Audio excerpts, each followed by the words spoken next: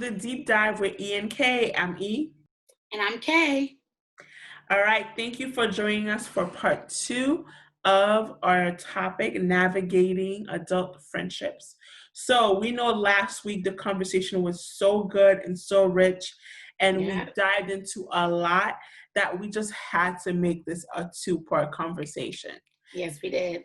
It was no way for us to capture it in such a short period of time. So we're back here today with part 2. So let's get started. You have to be super honest and communicate to the friends that you have, like, hey, I need you and I need you to call me more, or I need you to understand that this is where I'm at, like, and just be more forthcoming and communicating what you expect from them, because people cannot read your minds the same way you can't read theirs, and it's an unfair thing to do, not only to the person that you're calling your friend, but also to yourself. I definitely think that, like, what you're stating about, like, meeting your friends where you're at is, like, a very important point to, like, you know, you have to be able to both communicate with them where you're at and then also meet them where they're at, because sometimes I've tried to meet a friend where I was at and that didn't work out. So you have to make sure that, like, you know, knowing your friend well enough to know, like, okay, where is this person at right now, emotionally, spiritually, mentally?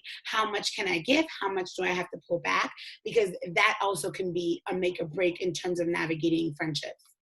And I'll say, even to add to that, is that you have to meet them where they're at, even if they don't know they're there. One more time. You have to meet them where they're at, even if they don't know they're there. This is really important because you cannot rush other people's processes. The same way no one can rush your process, you cannot rush other people's processes. And it's like, you have to almost, like, know your friends so well that you literally meet them where they're at. Like, I remember there was a time frame where, like, some of my friends, like, I had one friend get married, and then I had and start having kids, and I had another friend start having kids. And when you're not married and you don't have kids, that's a hard world to understand, because that's a completely different way of life, and, like, the priorities naturally have to be different. And so you have to be more understanding and literally meet them where they're at. You can't hold them to the expectations of them when they were single and then have these responsibilities, because it's literally unfair to them, because what, they're supposed to prioritize you over their marriage and their kids? Hell no. Come on, be realistic. You know, but it's a real thing. It's like, you may not always understand your friend's journey, right? But you still have a responsibility to meet them where they're at, because your friend is still your friend. It's just their life circumstances may have evolved or changed, and you may not necessarily be in the same place as they are, but that friendship can still thrive. And that's really the key. Like, it doesn't have to end because, oh, you're married and I'm not. Like, it's just, okay, you're married, I'm not, and I have to be more understanding that there are certain situations I can't put you in. There are certain places that we may not be able to go to, and the way we hang out and when we hang out has to be different, but the dynamic of our relationship and friendship can still live. Yeah. And that even ties back to, like, our question, like, what makes a strong and lasting friendship? Like, that right there is a key to a lasting friendship, when you're able to understand and realize where your friend is at that time and meet them where they are. Like, if you're that friend, like, oh, she's married now, she got or let me not even go that far. If you're the friend that's like, oh, she got a boyfriend, she ain't got time for us, oh, she always with her man. Yes, that may be true, and you might, you know, have a conversation with that friend around that, depending if you feel like it's a little, like, toxic or whatever. But if it's not, and it's just you being a hater, and the reason I say that is not to say that to people, I was the hater. Like, I'm not just saying that because, like, y'all out there hating. I'm saying that because I was the hater. I was the one, well, it's only Esther and her man. She ain't got time for us. It's only so-and-so and her man anyway. Oh, this person not going to come because they're going to be with their man anyway. Like, at one point in my life, that was me. In our friendship, where I was, like, essentially like your third wheel. Yes. Oh my God. And 2 different relationships. And so I think I had an unfair expectation of you that you would naturally understand when it was reversed. And that, like, Yeah. I didn't, but that also speaks to my unfair expectation of you. Like, I had the unfair expectation that regardless of your life, you were still going to be my third wheel. You're still going to be my right-hand man, go-to person, whatever. Like, regardless of if the tables were turned and I was single and you were dating, like, you would still be mine, if that makes sense. Like, you are, like, I'm your priority. Not to sound like I'm like an obsessive friend, but at the time I was more like, no, like, I come first. Like, we're friends. Friendship comes first. Like, whatever. So when the roles were switched, I was like, oh, it's all about her and her boo. Her and her boo. Like, oh, she's probably gonna do this for her boo. She's not gonna whatever. So I kind of like made that a normalizing thing, but it's because I had that expectation that I never like spoke. And like, whether I spoke it or not, like, it was an unrealistic expectation. And sometimes you have to understand that some expectations can be spoken, but some expectations are just super unrealistic. like whether you speak them to yourself or to somebody else, like, you have to be mindful, like, that don't make no sense. You're not going to tell a married woman with kids to focus on your single ass. Like, no, like, come on. No, please. It wouldn't work. And then I also think too, another unspoken thing is that, like, also not expecting your friends to always want to do things that you want to do, because I know this was something that caused me a few problems in the past. Like, listen, I know myself so well that, like, I never have, like, people be like, oh, I suffer from FOMO. That's never been a disease that I suffer from. If I want to be somewhere, I will be. If I don't want to be, it don't matter what you say, I'm not going. I'm not going. Perfectly fine. Like, I never feel like I've missed anything. I'll be like, oh, girl, you had a good time? Good. So I know for a long time it was like, that's so true. People would be like, oh, let's go on this trip. Had a great time with myself in my bed and Netflix. Like, but I think that's also, like, it is also an unfair and unspoken expectation, right? Because it's almost like, because my thing is, like, if I'm meant to be somewhere, I will be. But if I really don't want to go, I'm not going to go. Like, I know what I like and I know what I don't like. And I'm also so straightforward that I know that I'm not for everybody. Like, I'm really not. Like, if you think about it, like, all my friends, like, is a straight shooter. If you're not a straight shooter, I can't be friends with you because I will hurt your feelings. Like, 99.9% of the time I will hurt your feelings because I just say what it is. And if I think something's unfair, I'll call it out. If I don't like something, I'll call it out. And that doesn't always rub people the right way.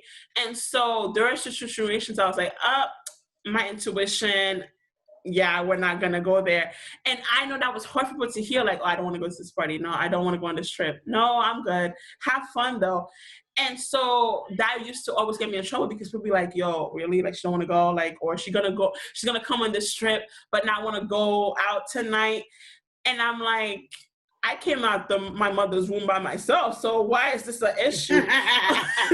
But it's really like an unfair expectation that, like, you also have to understand that there's different friends for different reasons, and that just because your friend may not want to do this, and that with you doesn't mean that they're not still down to ride with you, or that they're not going to meet you when it comes to other things. So I also think that's not a piece of unfair expectations. It's just understanding that people like different things and people want to do different things, and we have to be okay with that. One of the things I've learned is that, it's okay to step back before you have a conversation. So I used to be one of those people that didn't believe in walking away from, like, heated topics. No, we're going to stand here and we're going to talk about it right now. That was bad. That was bad practice. It's been bad. It doesn't work.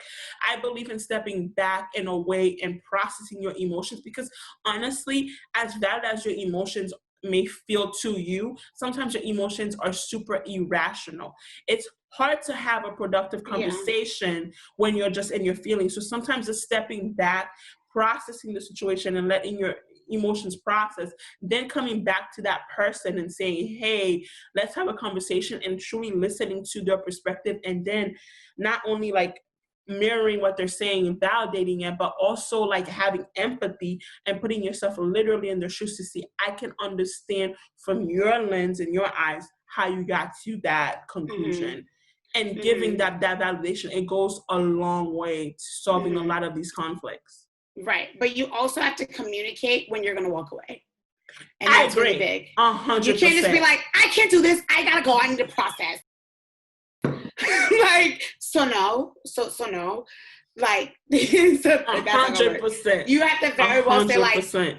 it's how you say, because literally I could say that same thing. Right now, I'm not in the right headspace to have this conversation.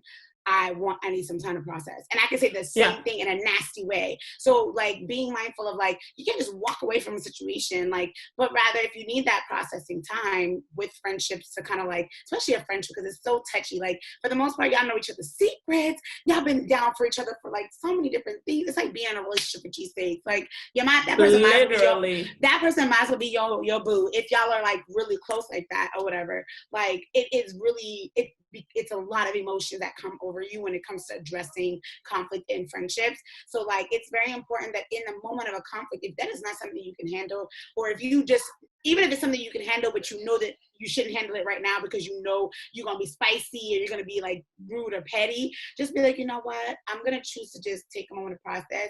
Let's talk tomorrow. And like, it's so important. Like, I mean, think about like even the first time you saw me angry in the car. Yeah. If I had taken the time to just say that simple thing, it would have made that conversation go completely different. But at the time, you don't know what you don't know until you know, right? That's true. Yeah. And so I didn't do that. So I was literally like, these, they got me twisted. And Carrie was looking at me like, yo, who this bitch? Oh, Lord. But we all have our moments, because I had my good old moment in that parking lot on the phone with a certain somebody. And the Bronx I remember the Bronx came out strong. I was like, I'm sure if I practiced this whole mentality of I'm upset right now, it would have been, I mean, it probably still would have ended, but honestly, it would have been a little better. Yeah. And honestly, some of you need to hear this because it probably could have saved some of your friendships just doing that. And so that's really important. And because walking away doesn't mean that you don't care. It doesn't mean that the situation is not important, but actually means that this friendship is so important that you need to give yourself the space to properly process your emotions so that you can have an effective conversation. Right, and you need to state that. You cannot just walk away. Yes. Because it's when you walk away, that's when the feelings of like, you don't care come in. That's when the feelings of like, that's when all those feelings come in. Omission creates narratives. Yes. Yeah, that's true. Yeah, so if you don't say it, they can come to their own conclusion. Yeah, I'm going to come to my own conclusion about what it is. I'm going to put the pieces together for myself. And the pieces that I put together are not going to be in favor of you. They're going to be very negative because it's like, you didn't care enough to even give me have the decency to have a conversation, or even like, you didn't care enough to be like, I'm upset right now. I'm walking out. We will talk tomorrow. Even if I was upset about it, I would at least give you that pass of like, you did say you wasn't ready. But also too, is that if the person does communicate that, you got to respect it. You cannot get upset that they communicated it. I think like that brings me back to, I think the first, and I think only real fight we ever had, which was New Year's. Oh my goodness. New Year's, what is it, 2016? Yeah. And I remember even at the time it wasn't like an intentional or practice of this.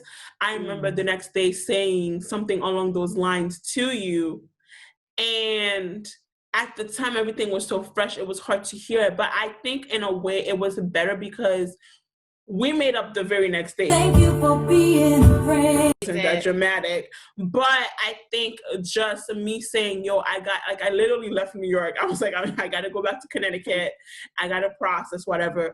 And even though you didn't like it, you still respected it. And then when we picked up the phone and had a real heart-to-heart, it was easier to understand each other's perspectives versus I think if we had tried to hatch that whole situation out that night, we may not be here today. That's true. That's very true. Because we both were in the space to receive it. We both had to meet each other where we were at the same time. It's one thing when you're like, one person's in a clear space, the other person is in a cloudy space, and you are meeting the person in a cloudy space where they're at. Then it's another thing when you guys are both cloudy and y'all both have to meet each other where y'all are at in the cloudy space. That is hard. When I mean that is hard, that is hard. Because the thing is that, like, even when you're mad, this is really important. Even when you're mad, you still cannot forget who your friend is. Yes. And who you're talking to, like, and I mean, that goes to say, not to like switch the type of relationship, but even in partnership and relationship and dating, like, you know, if you guys have that foundation or that strong relationship, like, you got to remember who you're talking to. At the end of the day, we are not enemies. We are best friends. And like right now, the way we may talk to each other is out of pure hurt and pain, but you cannot let your hurt disrespect your friend. You cannot let your hurt come out of character and tell a secret that the friend done told you and call them out of their name and say like, well, that's why that, like, no. Like, absolutely not. Like, the best way to navigate friendships in the middle of a conflict is like, if you need to take a breather, a woosah, do that. But to like sit here and like forget that this person standing in front of you, someone you shared your deepest, darkest secret with, is a huge problem. Like, I agree. And you never want to say anything you can't come back from. Right. And then the thing too is that, like, at the end of the day, so this is the thing, although I'm very blunt and honest, and I will like say what it is, I don't go and attack the person's character. This is really important. You cannot attack a person's character. It's really hard to come back from that or call people out their name.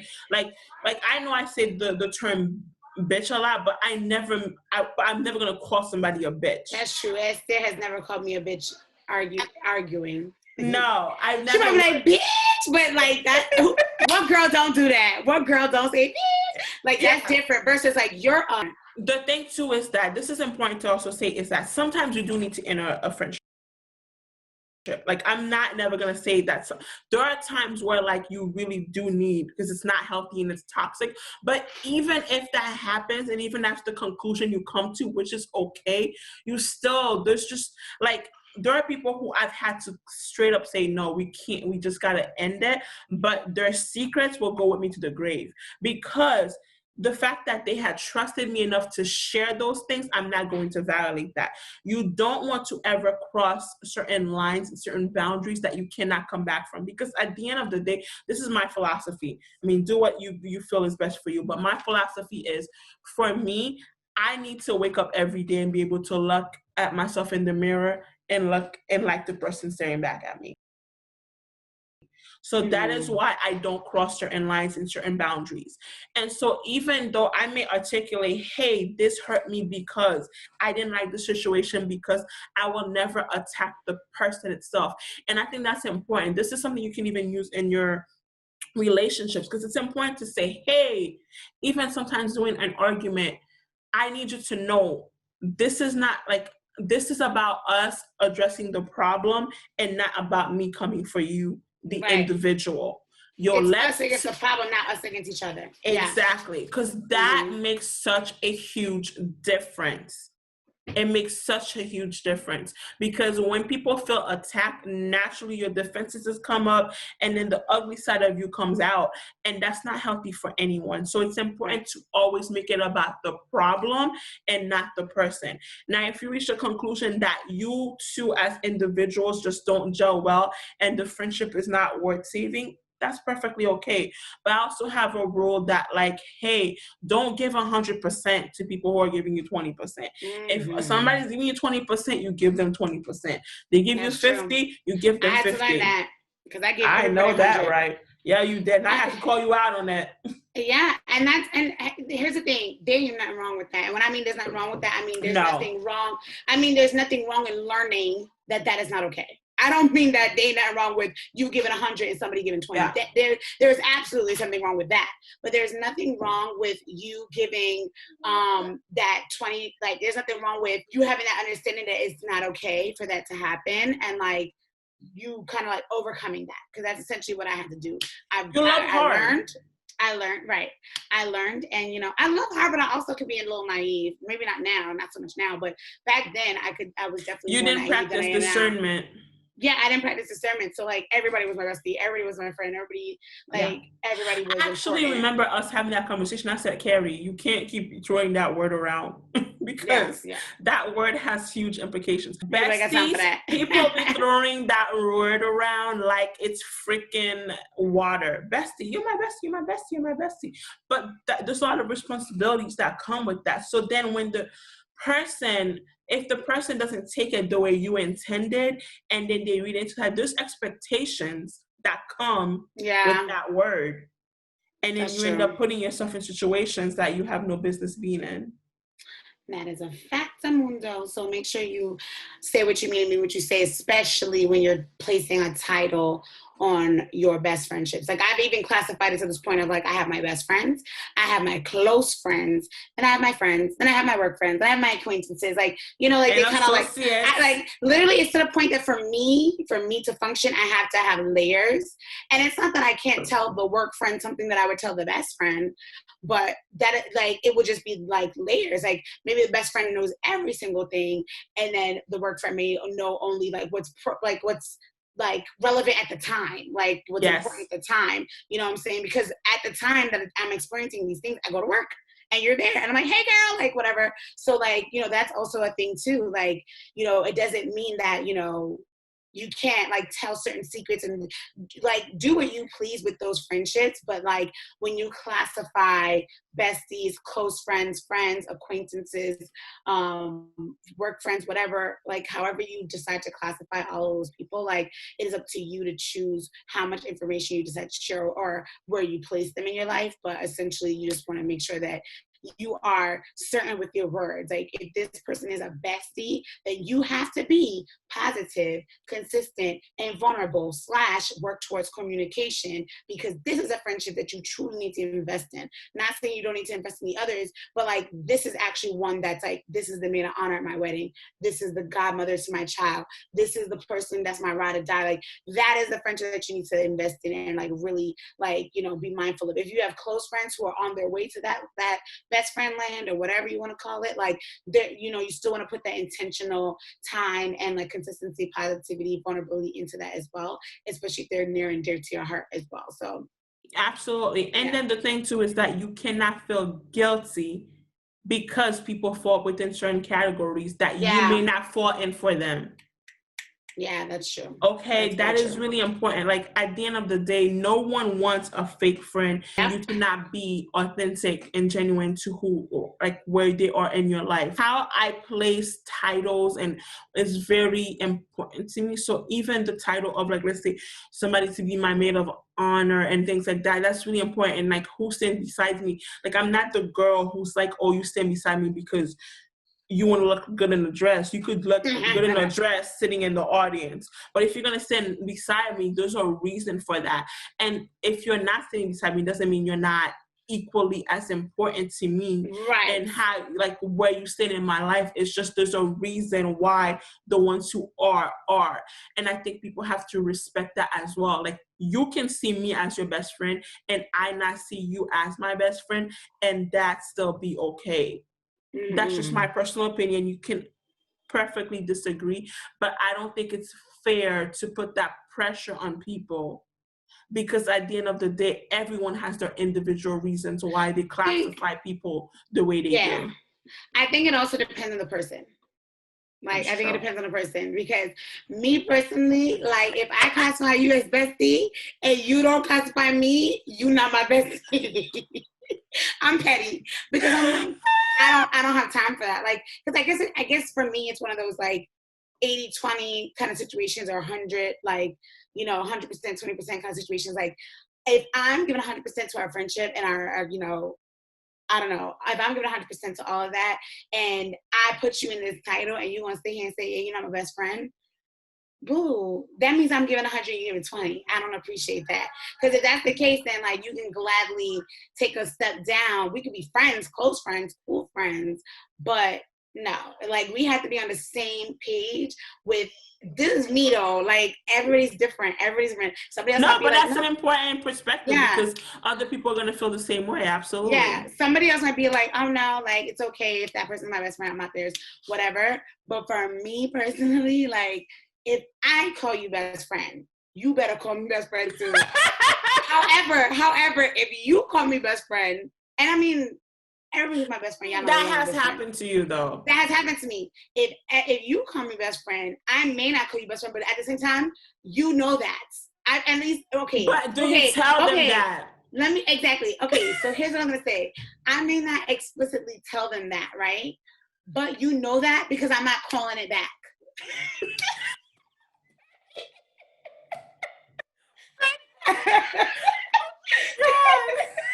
I'm like, bestie, and I'm like,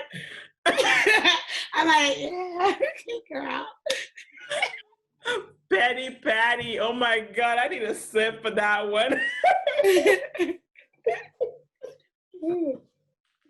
Oh my God. So, I mean, I'm sorry. That's like when someone's like, I love you, and you're like, girl. Oh my God. Yo, don't even get me started. I have been totally like- guilty of being like, thank you. Right. I'm like, I thank you. Oh, you do? Oh, okay. So how's the weather out there? Like, you just kind of next conversation because I'm not here. It's kind of similar to that, but you're right. It's there. I do need I mean, now I'm not in a position like that. I wasn't before, but that's over. So whatever, no matter. But yes, it is definitely really tricky when someone thinks that they're your best friend and you're not their best friend. It's very important to just be upfront, but like, I appreciate and I'm thankful that that's where you see me in your life. However, I don't see the same. We're close friends. We're cool. I love you like a sister. But that's just not where I see you right now. And that's okay, like, to say that. So absolutely. Yeah. And I think where it usually, so I've been in triples, whatever the word is. Just I don't know. different dynamics where it's like 3 friends. Yeah. I've been in it like multiple times, and I mean, this is just me. Like I said, I can only speak for myself, right? Because I live in this body. But I've been in the dynamic where there was 2 friends who were closer than me, right? And then I was kind of like the third one, but I was secure enough with my individual relationship with each of those people.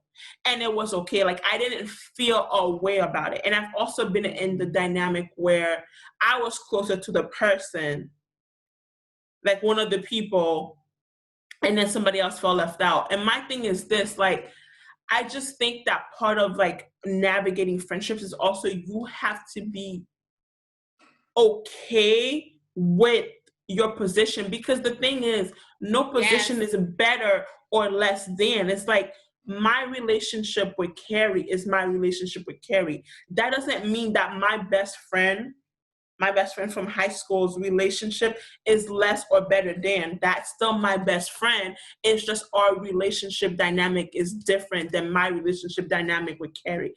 And everyone has to be okay with that. And I think it's important to remember, like, yo, our hearts have a lot of space to share a lot of love, and it's okay. Like, because sometimes jealousy and competition and all these random things, like, I mean, especially with you, like, I've had people really come for me for being your best friend. They don't exist. Listen, you know there's enough love to go around, right? Like, I may place this role in her life, but you can still have your place in her life. Like, it's really stupid. They don't exist. And not because, you know, Esther bulldozed them over, but because it's like, I'm not petty like that. I don't do that. Like, I'm very open. I'm very like free in terms of like friendships and things like that. So like, if I feel you don't like to be controlled in any dynamic. Yeah, and if I feel like a friend is controlling my friendship with another friend, we got a problem, because that don't work for me. I don't, like, you can't tell me who I can be friends with, who I can consider my best friend, and who I can't. Like, no, boo boo, have a seat, stop.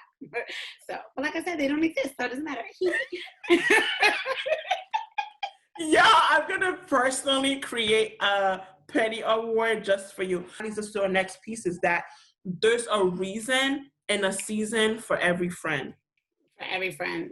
For That's every true. friend. Some people come in your life and they serve a purpose and then they gotta go. I've had many friends who've done that. And then some people can exist in your life forever, but there's a reason for it. Maybe they're not your best friend. Maybe they're just your party friend. Yeah. Maybe they are just the friend you go to for advice. Maybe they are the friend you go to praise and worship. Like, there's different reasons for friendships. You should not feel guilty that different friends play different roles in your life. That's okay. That's very natural and common. Like, there are friends that I don't talk to every day. Like, there are friends I can go to months and sometimes a year and some change and not talk to them. But the minute we pick up whatever social media app, phone call, it's like nothing has changed and we can go and grab dinner, and that's okay. Right? That's okay. And then I think the other piece is that just because you know somebody for a long time or they've been the youngest friend doesn't mean they have to be your best friend. Come on, that is two very different things. Just because you've known somebody for the longest doesn't mean they have to be your best friend. This is really important because you can just know somebody for the longest and they just serve a specific purpose in your life.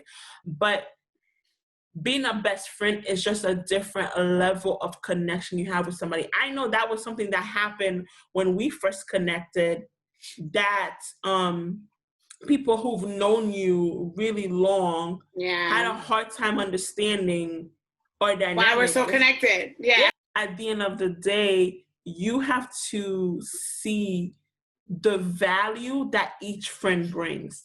That value may differ across friendships, but every single one of them brings something that you need in a way, shape, or form.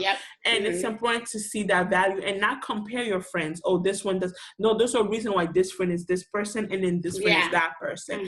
And they each bring something to you that you need and you're going to find joy in.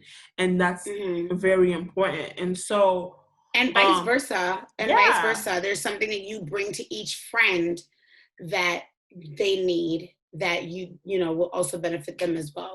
Yeah, I mean, I know that, like, I always kind of joke that you and Nicole, shout out to Nicole, that's our friend. Hey, you guys are like my therapy friends. No, seriously. In a way, because no, it's true, because the kind of conversations we have are like just more about the kind of things you would explore with a therapist.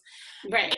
And that's important because it's helped me to become more connected to my inner self. Whereas there are friends who help me connect more to the fun side of my life and the cultural aspect of my life. Like, everybody serves a different perspective of my life and each of it is valuable. So it's really important that you recognize that in your friendship so that you're not making any friend feel less than or more important than.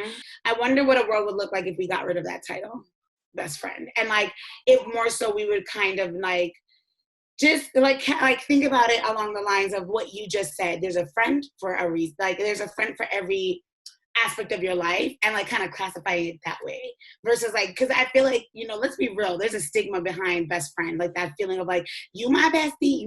There's challenges that come with that, there's pressures that come with that, there's rewards and benefits that come with that. There's a lot that comes with it, because imagine the day you have 5 besties and only one could be your maid of honor. Then what? But the thing too is that people need to be more mature. Like, for example, like, you're my bestie and I see you as my person, but at the end of the day, like, you say like you're getting married and you're like, yo, you're not my maid of honor. I can't, that doesn't change who I am to you in your life. You know what I mean? Like, which I agree, but it's the stigma of the word best friend. It's the stigma of the idea of best friend. Like, let's be real though. Let's be really real. Like, when we think about like our like culture now, like popular culture, what are you going to talk about? Like, essentially, the title bestie means something deeper than not. Like, there are songs written about just the bestie. Friend, that's my best friend. That's my best friend. Like, I just think that sometimes the title doesn't have to it restrains us. It doesn't have to diminish anybody else's like role in your life. And I just think that's an unfair expectation that we have. It's a title for a reason, but it doesn't mean that you're less than. And so like I said, like we said in the beginning, like adult friendships are hard and we feel a lot of pressure. Like friendships should not be toxic. It should not cause you. It should not feel like an obligation in that way. Yeah, because then who needs that? Like, I don't want you to be my friend out of obligation. I want you to be my friend because you truly want me in your life. And so if your friendship is not bringing value to your life, then that's not maybe something you need to be exploring. At the same time, if your friendship is bringing value to your life, but maybe they just or your friend that you work out with, or the friend you go out to get drinks with, or whatever it is, still see the value in that because everybody exists in your life for a reason. We appreciate you listening today. Yeah. And so as we mentioned, like the 3 top components that we felt was really helpful for us was that positivity, consistency, and vulnerability when it comes to friendship. And I would also even add with vulnerability, like that communication and intentionality. It doesn't just take all of these things, but you have to be intentional with all of these aspects of a strong and long-lasting friendship. We would love to know your top 3. Like, what are your top 3? What are your tips? top 3? Because that's our top 3. So, what is your top 3? Yeah, that's tips so true. to navigating friendship. So please comment below, subscribe, share your stories with us, and we'll look forward to seeing you on our very next episode. Yes, thank you for digging deeper with us. Have a great night. Bye, y'all. Bye. Bye.